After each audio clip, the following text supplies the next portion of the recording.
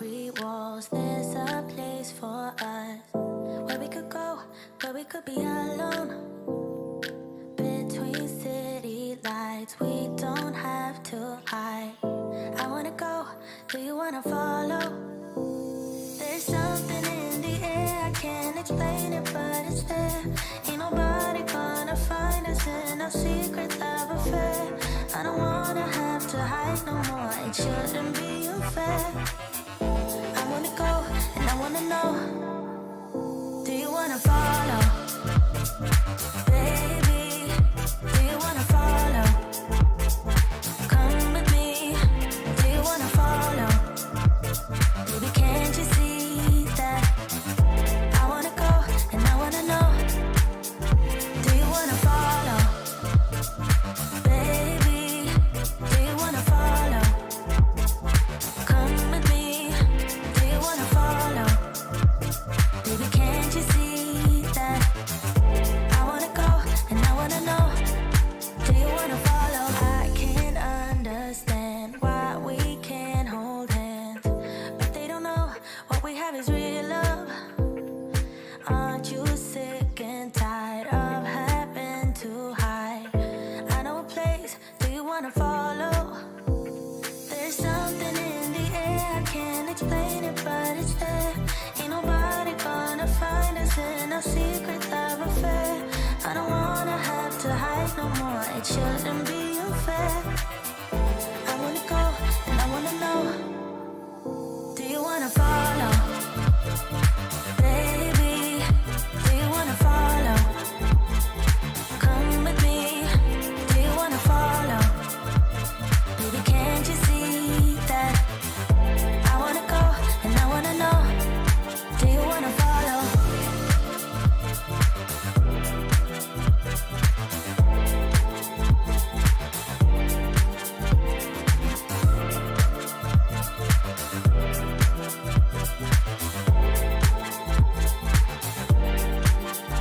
Do you wanna follow?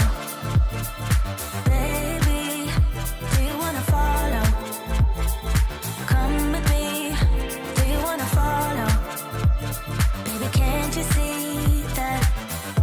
I wanna go, and I wanna know, do you wanna follow?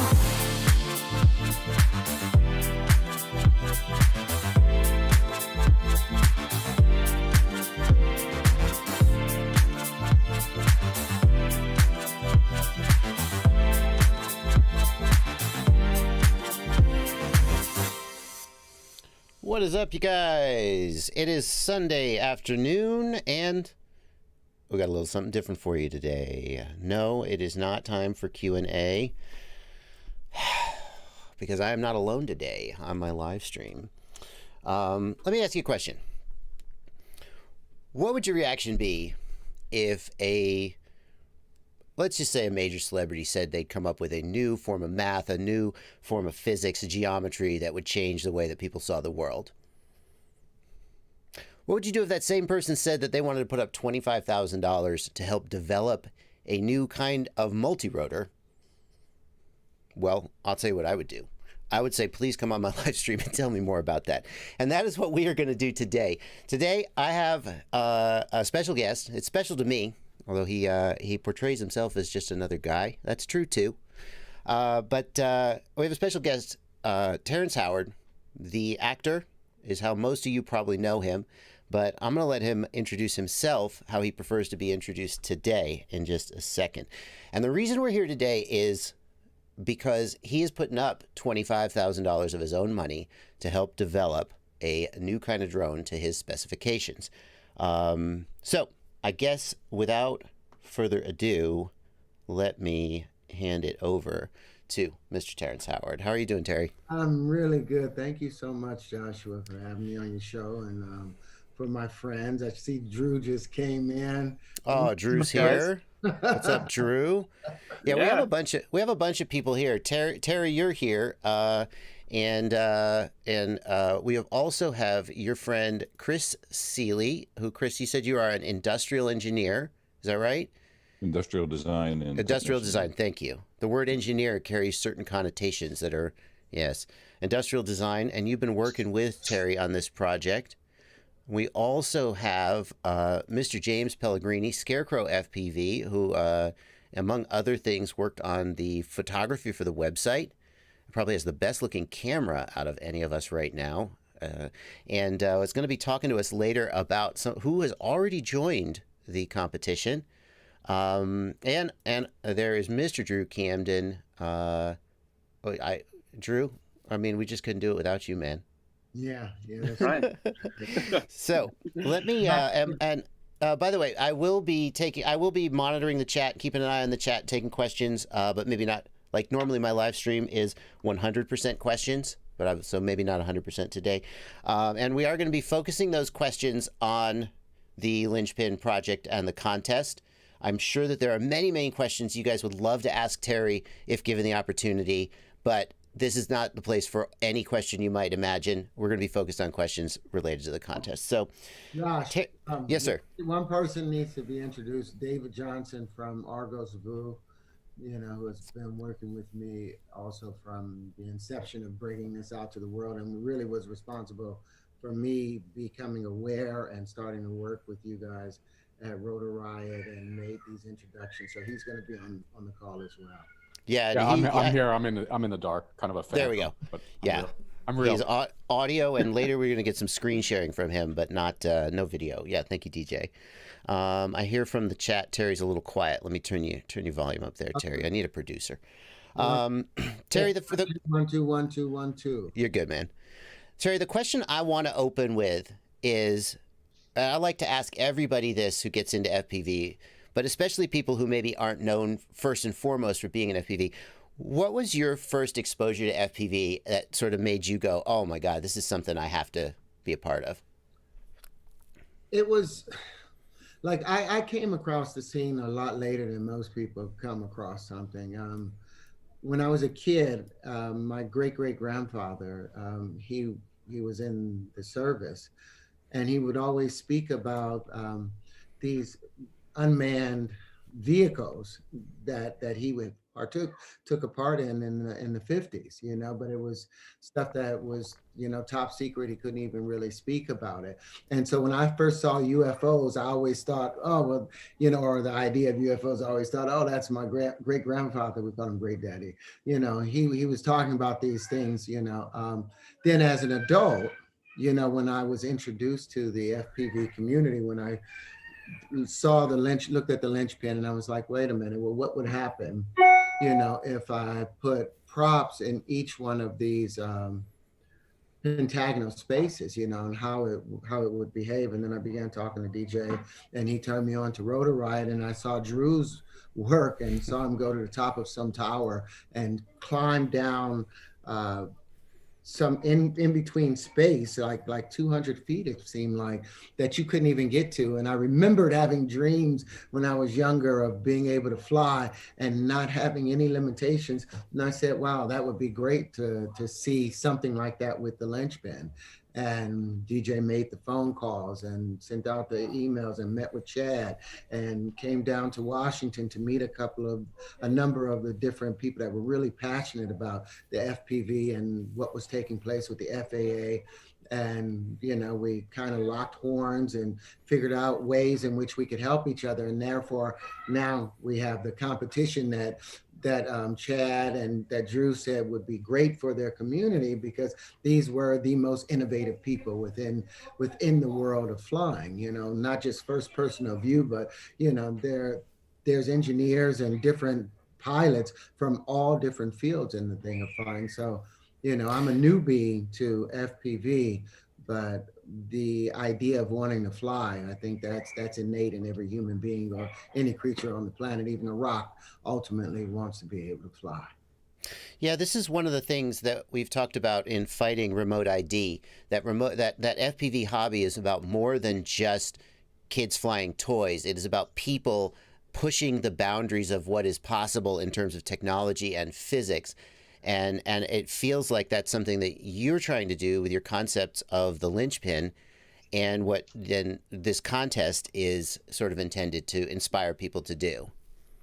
Yeah, I mean, it's all about as human beings, even though we consider ourselves to be separate and individual and have very distinct and original ideas or thoughts, but literally, you know, when one person within the species comes up or sees something new, then everyone within the species, you know, shares that idea, whether they're conscious of it or not. You know, so when we push our boundaries ourselves, we're not just expanding our own immediate area that we're existing in. We actually expand it for all of humanity and for all the creatures involved in it. And so we have to use that imagination and we have to use that instinct, because that's what got us to life in the first place. It's following the imagination of what could be possible and the instinct and the drive to never let it go, no matter where it turned, which leads us to, you know, the common factor of everything. Because if you're going to be affected by all things, then you have to recognize where you are connected to all things. And so that led me to trying to find a divisible number by which everything in the universe would dance or operate with. And that number turned out to be, you know, what happens when four bubbles meet or four forces meet at a given point. That was the highest pressure condition. And it just turned out that it made the linchpin, but also to answer a number of other questions. Now the linchpin is that. Hold up that shape again. The linchpin is your name for that shape, which is geometrically it is a collapsed dodecahedron. So when people hear you talking about that, that's what you mean, and that shape has certain significance to you, and that is why you've created this contest to make a drone specifically in that shape. I do want to say to the people in the chat, there are people in the chat asking some questions about the technical nature of the contest and so forth. We are going to get to that, but I just want to sort of feel out a little more, Terry, where you're coming from and what your motivation is. What is it that you said? You said when people see something happen, then it sort of expands their mind and their philosophy. What is it that you are hoping people will realize, or come into their consciousness through this contest and through the Lynchpin drone and so forth? Well, the competition is more from a very selfish place, a narcissistic place. I know that I have a gift towards certain things, you know, like my attention to geometry. You know, that's my gift, to look at things beyond the obvious and discern a possible outcome from it. My gift wasn't in engineering. My gift wasn't in designing flight controllers. But I do know that since I was not classically trained in geometry and all these things, and gained an understanding of something that seems to have an application to everything within our given universe, then the person that would be capable of building the flight controller wouldn't necessarily have 95 degrees behind his name. It's nice if they do have that, but I figured it would come more so from the heart and from the spirit. And later on, if we get the time, I'll say how these pictures initially came into my mind. But I figured I would find within this community, you know, somebody who would become a part of our team, and a number of individuals so we can continue to grow this into everything that it's possible. So it's really selfish, because I really want to find talent. The $25,000 is there as an attractor, say, come on, but here's basically an interview and audition, you know. Yeah. The future. Drew, let me flip to you here and ask you, when you first heard about this contest, what effect do you think it can have on the larger FPV community? What do you mean by that?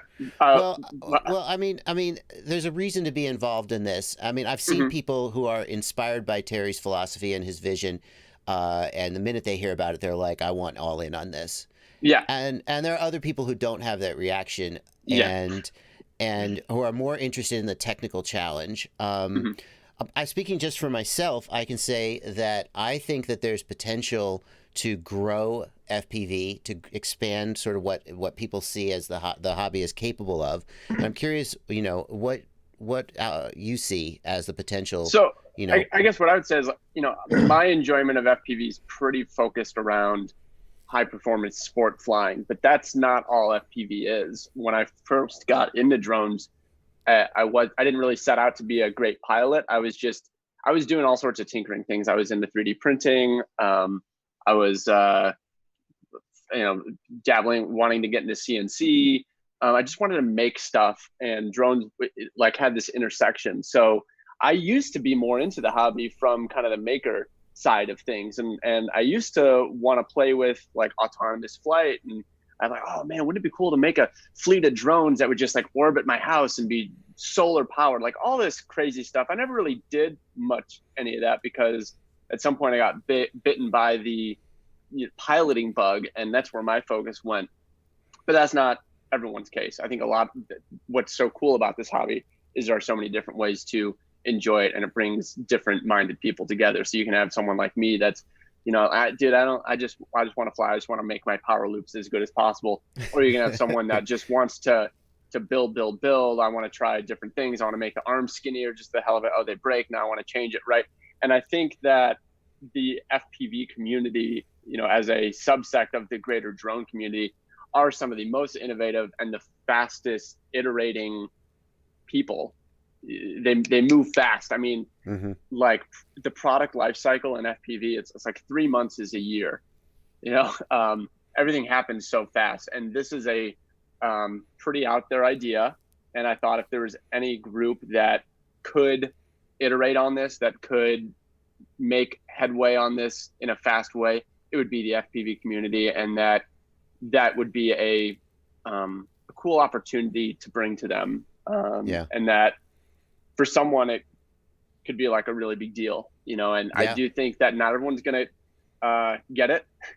And there could be thousands of people that see this and like, I just want a power loop. I don't get it. But if you can find that one person that gets bitten by the linchpin bug and wants to throw themselves into it, it could change their life and, give them an opportunity to work on their passion. I'm blessed to get to work in my passion. I get to work on what I love every day, and this could be that for someone else, Let's speaking of working on your passion and getting bit by the bug, James, I'd like to switch to you here, because I originally I thought I need some photographs for the website, and James is a great photographer. I said, James, do you want to be involved in this? And you got involved in this on so much more than a professional level, and I wonder if you'd like to speak to that a little bit. Sure. Thanks for having me. Yeah, thanks for being here. Yeah, of course. Yeah, so you just kind of pulled me in. You said, hey, there's this thing going on, and we need some photography. Would you like to be involved? And I kind of stopped saying no to things, and that's kind of been like my theme for the year. So even though I'm greatly overworked, I was like, I got to at least hear, what this is about. And you introduced me to the team, and I found out what the project was all about. And this just, this sort of marries just a number of things that have always been of great interest to me, from not just from tinkering and art, but also, the geometric, everything surrounding the geometry and how it interrelates with the world as we experience it. All of it is of great interest to me. So this is this is a dream project for me, because it satisfies all of my fascinations all in one spot. And then to be surrounded by such a talented team of just free-minded, openly thinking individuals who are just wizards. I am a muggle amongst the wizards here. Oh, I'm not sure I would say that, but the work that everyone does is just mind-blowing on a daily basis. So all right, well let's get a little more down into the nitty-gritty of the Lynchpin drone and the contest, because some people in the chat are saying this is just so let's define it for people who may not have read the terms and so forth. The idea is to create a drone in the shape of the linchpin that can not just fly, but can also rotate or translate into any orientation. Terry used the term modulate. And there are some questions coming in about that. I think Chris, maybe it's time to turn to you and maybe do some screen sharing or discussion about the Linchpin shape, and maybe talk some about the technical requirements of the contest and how that relates to the drone and how it might fly. Oh, Chris, are you muted? Yes. Now you're unmuted. There we go. So one of the questions that came in the chat was, what are the angles of the Linchpin? Someone said, I tried to recreate it in my 3D modeling software and I couldn't get it to come out right. Is there anything you can show us about that? Or maybe DJ, you would be the right person to ask. Yeah, DJ probably for the angles in the distributed. Do you have that handy, DJ? A little bit, just as far as like that. This is the kind of the as we dive into the sacred geometry aspect of this. And it's one that goes back to antiquity. The tetrahedral angle is crucial, and it's 109.47 ... to infinity ultimately. Mm-hmm. Do you have any video of that, any visuals of that, DJ, and you can share the screen? You want to go this direction, Josh? It's a bit of a rabbit hole, of course. You know. Well, if we start going down a rabbit hole, I'll try to pull us back out. We're only planning to go for about an hour today, but yeah, I'd love to let people take a look at it and discuss it a little more technically. Let me answer this question while you bring that up. Hang on. There was a question from Mystery D. Mystery D, thank you for your straight honesty. If this is so photography oriented, why hasn't anybody brought up the fact that you need like 4 360-degree cameras? How do you fly it? Line of sight, FPV? Where the F do you put a camera? Well, that's what we gotta work out. That's what the next part of this competition will be. You know, where do you put the sensors? Where do you put the LiDAR? Because it has the potential of Ezekiel's wheel, and being able to go in any given direction. Well, we have the directions worked out. Now it's putting those 4 cameras there, and then it'll be stitching those cameras' perspectives together as to which one, when it's moving in one given direction, maybe that's the camera that takes off. But those are all the things that I need the FPV community for, and that I would like to find some talent so we can build the corporation and literally grow this. But go ahead, DJ, explain this since it's up there. That's great. Yeah, okay, good question. Yeah. So the interior of the Linchpin is a tetrahedron, and the angle here is it's 109.47 ad infinitum, and kind of the key to the whole thing, the fitting together of these pentagons ends up causing a thing that you see in harmonic analysis that ends up being kind of like a bit of a WTF, you know, as far as Cartesian coordinates go. So there are angles that you can get really remarkably close, but you always run into this fifth relationship that occurs in music. Actually, the fifth being the second most harmonious interval after an octave. So like a piano is tuned, it's called well tempered, but you go off the natural intervallic ratios for pure rationality out of this. And this is ultimately what Terrence's book is pointing at in many ways. And what are the energetics that cause life to form ultimately? And you'll see this in things like sand dollars, etc. Like look at the pentagonal aspect of many flowers, and our entire anatomy is built off the symmetries of 5, and where do those come from? And that's ultimately the pointing area. I know that's a bit esoteric, but yeah, you can get very very exact with this as far as like optimal engineering, prototyping of this geometry, but it's pointing at something that's a bit transcendent. I don't know who the best person to answer this question is, but let me ask the question that's being asked in the chat.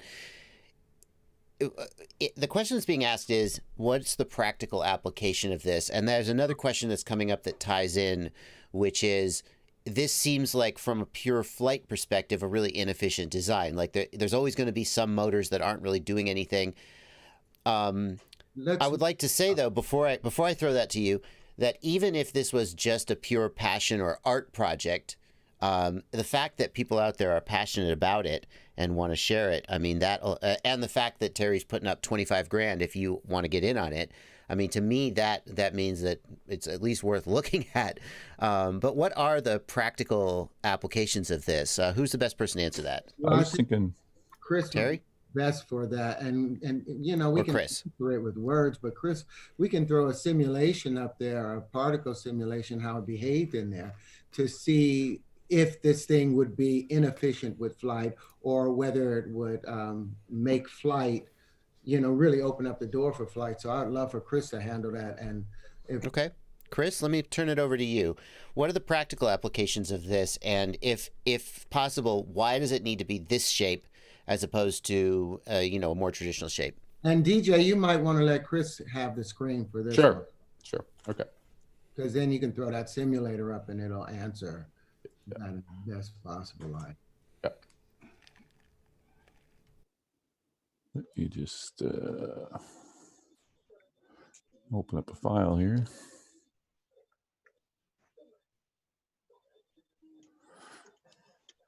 So let me see. I just want to interject while we have a down second. I saw in the comments someone was saying that they wanted to get the frame but didn't have $45 to spend on the kit that's on the Rotor Riot store. So actually, I'm currently uploading it to Thingiverse so that you can download the connectors, print them yourself if you have a 3D printer or have a friend with a 3D printer, and then put it together. You don't have to. The kit that we have on the store has carbon fiber rods, which kind of accounts for why it's, you know, $45. But you can get like wooden dowels. They just need to be, what is it, 4 millimeters in diameter, and they can be any length, right? You can scale it. So we used 100 millimeters, but you can make it bigger if you want, as long as they're all the same. Yeah. So Yeah, there was. so I doing think that. There was never an expectation that he would have to buy it from the Rotor Riot store. No, You know, we no, just it's wanna just get to make out it there. easier if you don't want to deal with printing and sourcing the sticks yourself. There's also some questions going on in the chat about whether the amount of money being offered is proportional to the work. And I've talked to people, because I don't know the answer either. I'm not a flight controller designer. So when Terry said we're putting up 25 grand, so I was like, well, that seems like a lot of money to me. But then I talked to other people, and some of the people I talked to said this is going to be months of work. I wouldn't touch it for that amount. Mm-hmm. Other people I talked to said, no, I could do that in an afternoon. Now, who's right? I will tell you, though, we have 10 people already who have entered the contest. One of them is Kevin Plaisir, the lead Emu Flight developer. He seems to think he knows how to crack it. So I don't know who's right. And at the end of the day, whether someone wins the contest and accepts the prize will ultimately determine it. But I don't think it's ludicrous. Some people are saying this would be 200 hours, 500 hours of work. Yeah. Some credible people seem to feel that may not be the case. Well, at the end of, by those that, you know, that are called to this dance, they see the much larger picture. Because one of the benefits, pause your screen for a second, Chris, because I don't want them to miss that. We're not talking about just a single structure that's going to, you know, be out there flying. We're talking about, for the first time, when I said modulate, the ability for structures to bond. And because we found the fractal source, the cause structure, it's able to make an unlimited number of bonds and work as a much larger structure. So everything that you saw in Transformers or Big Hero 6 and all the things that looked like they were science fiction, no, now there are science possible as a result of the Linchpin. So the people that I'm looking out for is going to ultimately be in charge of a $100 billion company. It just with regard to the bonding capability. With 1 million drones, you can take over any nation in the world. So you think the military won't want to have a part in this? Well, the person that wins this competition, the people that place the best in this competition, or that applies themselves the most in this competition, those are the people that I'm going to ask, hey, will you help build this and run this part of it? Because there's a number of different things. So, you know, if somebody feels like this is above and beyond them, I'll give you one example. When I did Hustle and Flow, I got paid $12,000. That's what they were paying me to sing, to dance, to do all of that acting. I got paid $12,000 for that, but it's opened me up to all these other opportunities. So that's what this basically is. It's your hustle and flow, you know, if you have that drive. Chris, will you explain why the Linchpin, how it behaves inside of, within space itself? Sure, I can show this this design here. Thanks, Chad, for this model here too, the directions model. That's I believe you did that one. I believe. Well, so if I look from the top here, let me switch to your shared content. Hang on a second, Chris. And if you'll notice, you'll see go. that this has opposing vortices on either direction. So for the competition, it would be best, I believe, if one uses, you know, have, you know, 12, literally 12 sets of props rolling, you know, on opposites, you know. But go ahead, explain. right. So this is the general shape, and the arrows show the rotation of the potential rotation for your props and which way they would spin. This is the Linchpin. And when we select, what I've done here is put in the actual vortexes, and their force vectors or thrust vectors are pointing on the planes of on the Linchpin. So there's 2 on each face of the pentagons facing out, and they focus at a point. If you look down the angle here, they'll focus at a tetrahedral point at infinity, where the 3 come together on all 4 sides. And then what we did, just as a simulation, and the purpose of this too is if you imagine the flying ball that Luke Skywalker trained with for the Jedi, that's kind of how this thing, we envision it flying, would be something like that, stationary in space, orientated around itself in any direction, and translate in any direction, and it would fly, you know, really any way you want it. Really, that's the goal.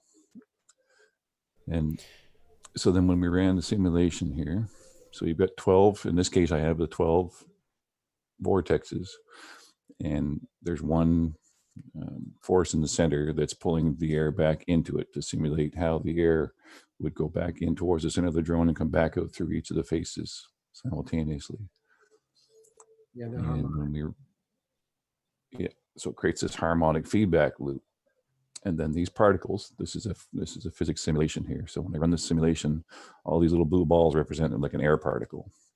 And then when they go into the force fields, they will change color, and the colors will be: blue is for no motion and red is high velocity. So you'll see a velocity field vector, a vector field translate here. When I hit play, it will simulate for you. And you kind of see that it starts to harmonically oscillate first. And then when it settles in, you start to see a hexagonal field around the outside of the craft, right? And slowly over time, you'll see the flowers start to form. So the air will actually start to form into the flower shape. So this is an animation, just to say again, it's not animation, it's a physics fluid simulation. And I think people are having a little trouble seeing the animation because the Zoom call is having a little trouble keeping up with all of that stuff. But okay, so what I'll do is I'll pause it here in the spot and let it refresh, and then I'll stop the simulation so you can just kind of see the field, and then I'll rotate around it slowly. So this is how the air, in theory, should flow something similar to this around that type of a shape and create this standing wave. So what we're looking to do is basically cancel all the forces in all directions. So all the forces end up pointing directly at the center of gravity within the craft, and it'll just sit in space, pretty much decoupled, right? And Within for the anybody, air, of course.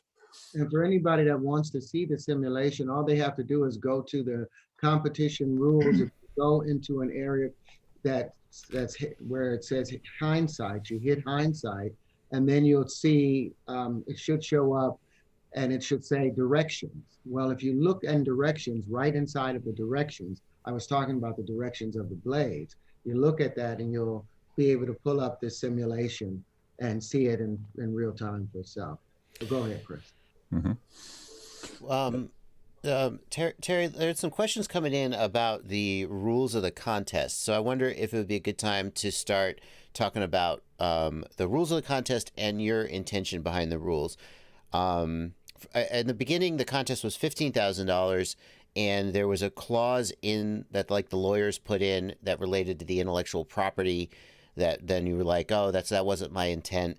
Can you speak to your intent for basically the relationship between you and the ultimate winner or winners of the contest? Yeah, I mean, like I said earlier, well, first I have to preface by saying I'm not a lawyer, so I still will retain whatever rights that was set out in the contract. Of course. I speak if I speak improperly, but what we set up initially, my attorney thought that I needed to be protected and own all of this stuff, and it was like, dude, I just had my face stolen by Fox. I know what it's like to have somebody's intellectual property taken by somebody. I was like, and not receive any dividends for it. So I said, these people, I would, for the sake of the Linchpin, I would like to own. And if you win the competition and you accept the $25,000, then you are selling your intellectual property, to the company, but you will still receive all the royalties that you would have not normally received in standard operating procedure. And anybody that knows me, I always go above that anyway. And as you've heard in this conversation, what I want is to build a team of super scientists, of super innovative individuals that can really help me in populating the world with what is the common factor. Like even in putting this up here for everybody to know ahead of time, all the naysayers that say, oh, well, this won't fly or it'll be inefficient. No, this will fly better than anything that's ever flown before, because nothing in the history, of mankind's technological advances ever is able to cancel out all effects of nature or all these impending forces. But the Linchpin clearly does it without any animation. That brings up another question that has to come up, and you talked about building a team of super scientists to help solve this problem. One of the things that you're trying to do is to challenge established, really basic stuff, not just philosophy, psychology, geometry, math, even. And yet the team that you're going to build, these people are coming from traditional math and so forth, and they're bringing that. Everything that is being built on, multi-rotors, etc., are all built on that 1 × 1 = 1 basis. How can you build a solution that's going to sort of expose the world to 1 × 1 = 2, built on a 1 × 1 = 1 basis? Well, the funny thing is, even though humanity multiplies everything as 1 × 1 = 1, I ask everybody out there in the universe or on this call to show me one example in nature where an action times an action doesn't have a reaction. And I bet it would beg to differ with what you said, that everything is built off of it. No, our misinterpretation of how the universe works is built upon nothing having consequences with anything else, because that's what happens when 1 × 1 = 1. The action and reaction laws are completely abandoned. Conservation energy laws are abandoned. So even with that handicap, we have learned to be able to fly. We've learned to be able to try and gain some understanding how the universe works. But what we have discovered, and with the geometry has proven, beyond an equation, with each one of the geometries that have been patented here, all of these things are geometric proofs, visual proofs of how the universe really behaves. So the 1 × 1 = 2 is, to the uninitiated, could be seen as a metaphor for challenging the status quo. But to those who have the calling, the 1 × 1 = 2 shows equanimity in the universe, and it opens the door for really being able to understand how all things come together, and ultimately how all things affect everything that comes together. So you don't need to understand that now. But what you need to understand is that the same way they had to challenge the idea of the world being flat, and everyone considered that to be ludicrous, when they challenged it, 1,400 years later, Christopher Columbus, climbs on a boat and and proves it for everyone according to mainstream. If I could chime in, Yeah, Drew. I come from a traditional mathematics background. I have a degree in engineering physics, and I guess what I would say is I've never told Terry, hey, I buy in and understand everything you're saying. Traditional math works very well for me. It helps me 3D print, helps me fly drones, helps me engineer cars at General Motors. It's a tool, but there's always more than what we know. And I guess the best way to think of it is Newtonian physics is an awesome tool. And when I was in high school learning Newtonian physics, it all worked. And I could calculate that when we dropped the ball off the roof of our school, we could calculate how long it's going to take to hit the ground. And the calculation was right. And it was incredible. And Newtonian physics is all made up. It's a tool that works at low speeds, close to large masses like the Earth. But in actuality, there's so much more going on. And when Einstein came around and had general relativity, and he was a patent clerk at the time, not a degreed scientist, it didn't make any sense. No one believed it. And it took until what did they have to do? They had to wait for an eclipse so that they could actually measure that light bent around the sun, because the sun was the only the only high mass object close enough that they could measure the light bending around the sun, but the sun itself would blow out their measurement instruments, so it had to wait for a solar eclipse. And then it was like, oh, okay, and they measured it. There's something to it, and everyone thought Einstein and general relativity was right. And then that was disproven, and then we had special. It's always a major. There's a lot of energy. It's like this wrestling match that happens in mass. And all the dynamics. Although what's presented to us as something that's so clean and precise and everything, the dynamics that happen in the process of creating our reality, and particularly in the sciences, it's a drama inside a drama inside a drama. Mm-hmm. You know what? Before you go, PJ, since you popped on, will you do me a favor? Will you go back and take over? Sure. Because you were showing the bonding linchpins while we have this conversation, and I love keep going. Okay. I know Drew was about to say something. Okay, I think Chris, you need to stop sharing there. And thanks, Chris. Yeah, beautiful. There you go. Yeah, and I agree. As DJ brings it up, I agree. Like the metaphor use is just a tool. Speaking of tools, is so we can, Andrew, so we can just think of. It helps you think in hyperbolic terms. Like get us out of that. Classical. That's the key word right now. While you're bringing that up, DJ, I'll jump in and speak to some of the comments on the channel. I mean, obviously, I'm also working from a 1 × 1 = 1 background, but I don't think that I think that if your first reaction to something that you go, well, that's not right, and then you just throw it out, you just reject it entirely, that is, I think you may miss out on opportunities and potential.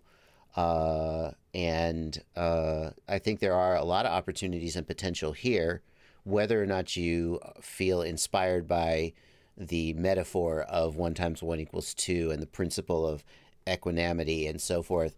I think that there are some people who are going to approach it from a place of inspiration, and other people who are going to approach it as a technical challenge. But I think there's various perspectives from which you could be drawn to this. Let me switch over to DJ's screen here. I like how it points to just some basic common sense ways of thinking. That nature creates through division, not necessarily by multiplication, right? So. Hey, wow, that's beautiful, DJ. Right, yeah. About a blast from the past here, right? But this zooming out, we're just zooming out from the solar system out to the it's called the local interstellar cloud. Can I preface this, DJ? Sure, go ahead. We had about a year ago, DJ and I were sitting up, and it was just us two lonely people working about a year and a half ago, almost 2 years ago. Um, and we were talking about I kept making the statement that it was a common factor of everything. It's where 5 and 6 and all these different numbers, find equanimity. And I was like, well, if it is a common factor of everything, we should be able to throw it up in this, it should predict where stars and all of those things, happen. And he was like, well, we can try it. And I was like, well, just put it up there. Well, DJ chose to take the linchpin and pull it into the solar apex, right? Basically where the sun is. And I put it on a basic orientation. And then I didn't talk to him for a week because I was in Vegas, busy with my family, having fun and da-da-da. And he had been trying to show me this thing that he had, the results of it. So I'll let you guys see it at the same time. Okay, so I'll go back to let's see, let me find my place here.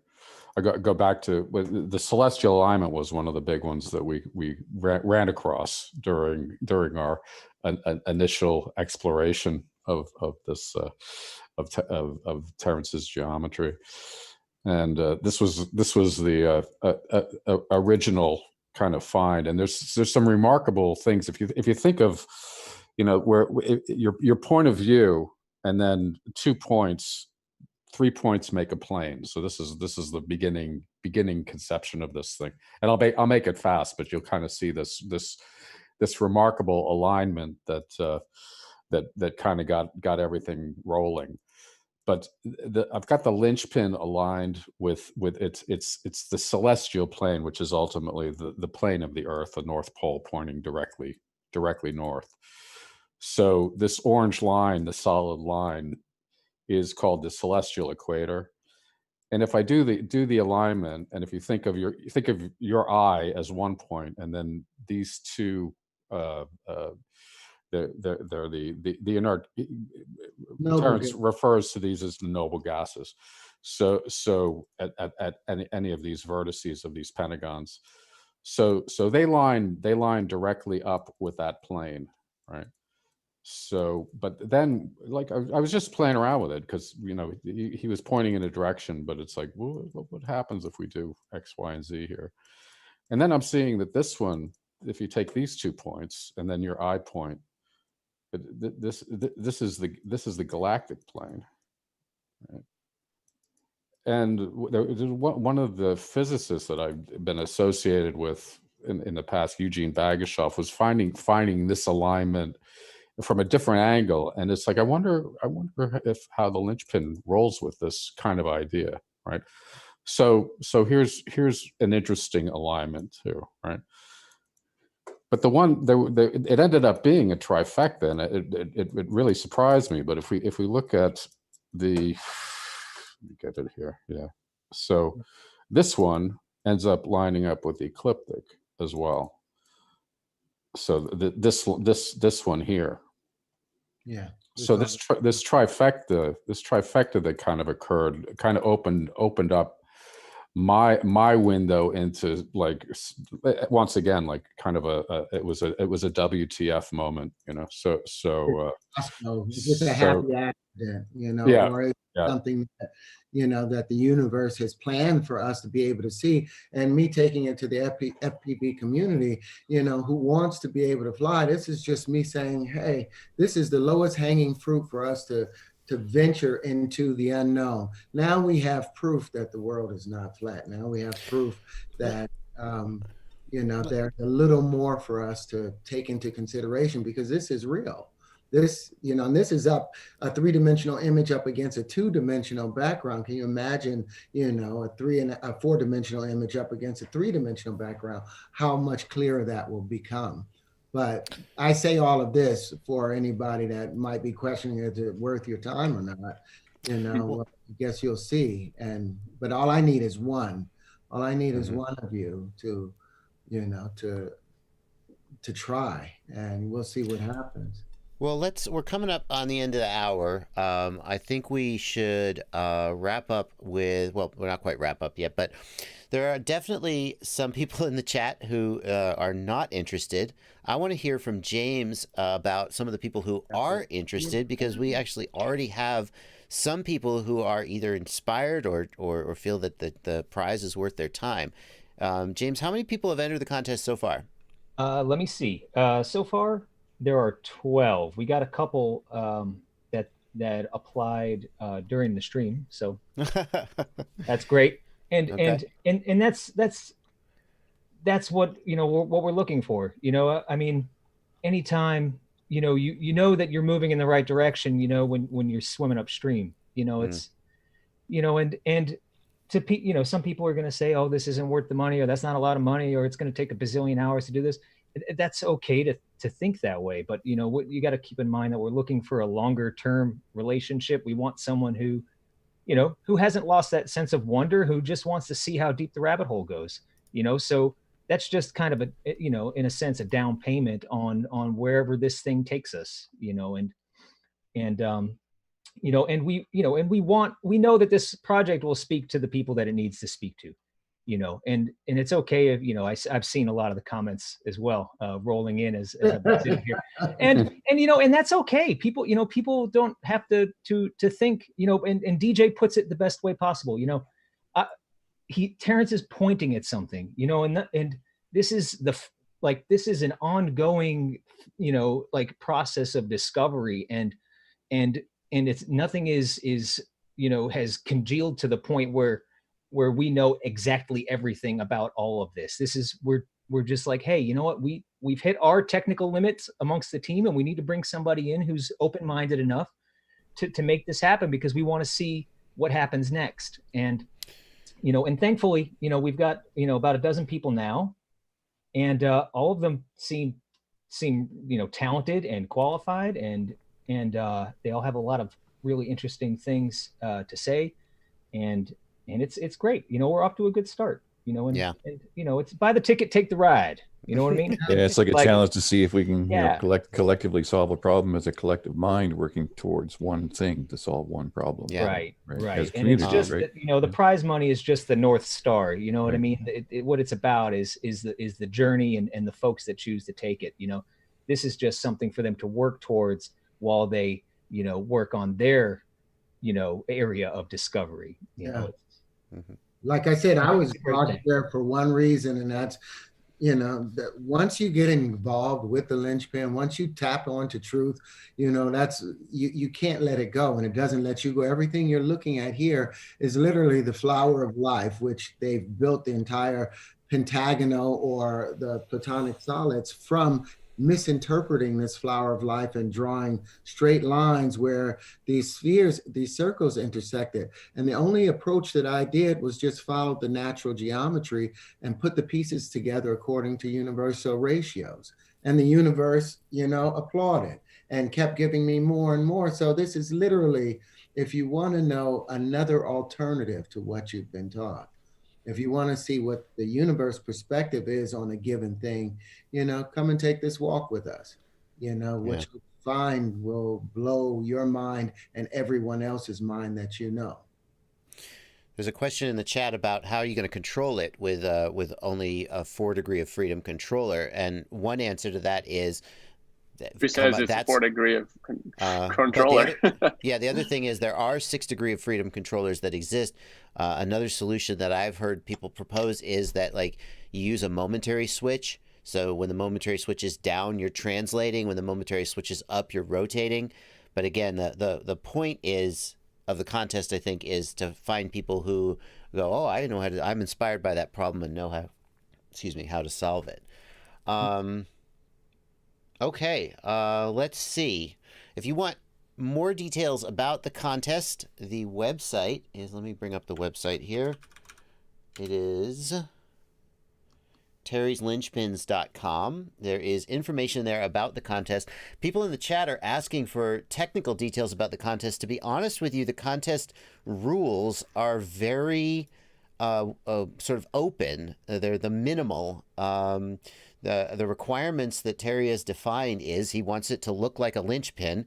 That is not just an aesthetic choice, but there are also future plans for how the linchpin might join together. So people who are saying, oh, this has already been done with a cube, well, it's a different solution when you put it in the linchpin shape. And that the motors have to sort of be in the plane of the linchpin. Yeah. It has to be has a certain size requirement and prop size. And it has That- to be able to... that really, it doesn't, I mean, for the competition right now, if as long as the individual struts, let me do this. As long as this is a larger Linchpin, but as long as the engines are within the pentagonal planes, you know, resting strictly inside the pentagonal planes, that's all that we really need to accomplish. And you can build it as large as you can make it or as small as you can make it.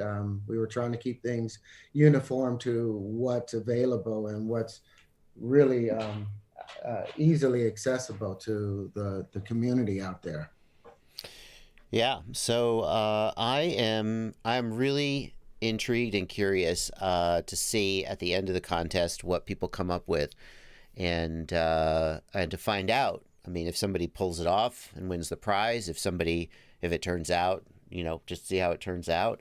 I think this is a really interesting problem to solve, and that's what personally drew me to it, was the challenge of building. You say, well, 6 degrees of freedom. Okay, that's interesting, but 6 degrees of, but that's been done. But then you take and you angle the motors a certain way, and now it suddenly gets way more complicated. And the fact that there's some people out there who say it's not that hard. You go, okay, well, how hard is it? I think it's really interesting. Well, let me give one last example.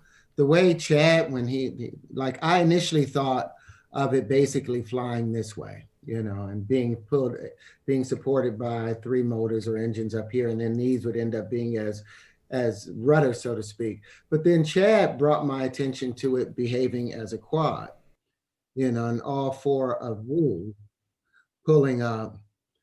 And so there's a number of directions that this will be able to go in, but you can see off the flight simulator, you know, it creates a stable environment, you know, almost like that bubble at the bottom of the ocean, that stable environment. So you really shouldn't have much problem, you know, mimicking what took place with the pill,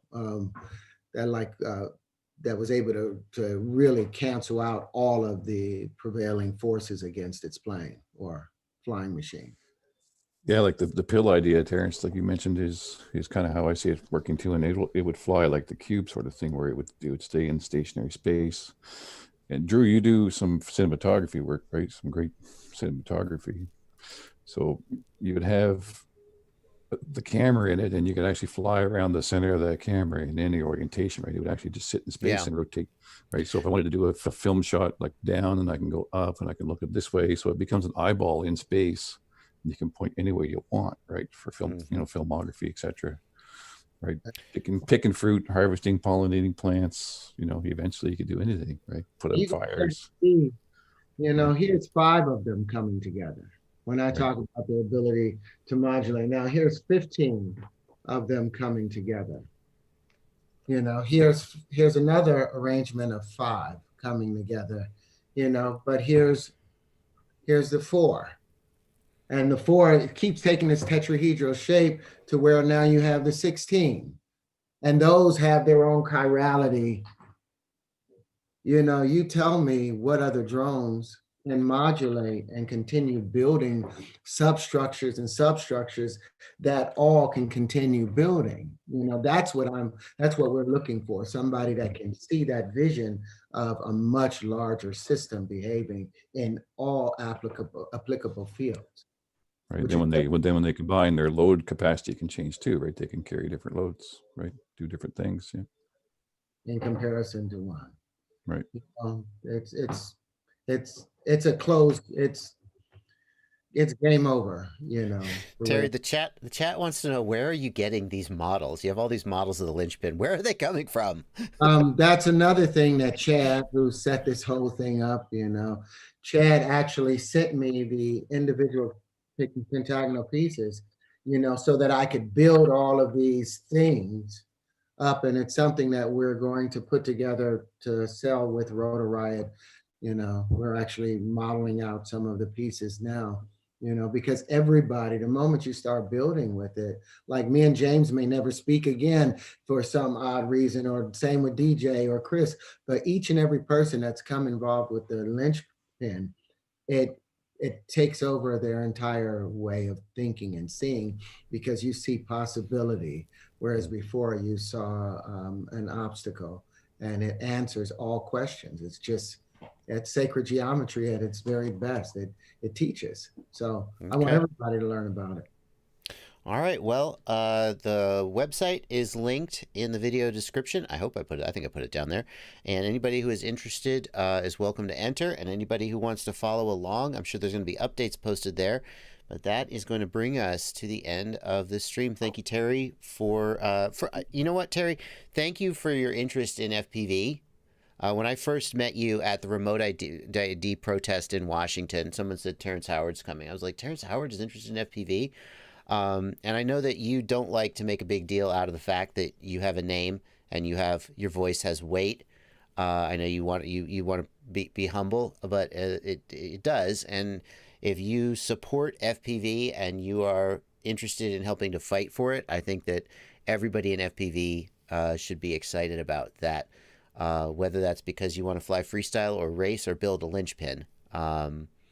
So thank you for that. All those things, and I gotta say thank you because, you know, as an actor, I feel like I'm an emotional prostitute. I feel like I belong to whoever the John is or producer is, you know. But the people within this community, you guys are the misfits, as I see it, the same way I'm a misfit, and somehow our instinct and our quarks can come together and make a real beautiful person, you know, as part of the human race. And that's what I want to do.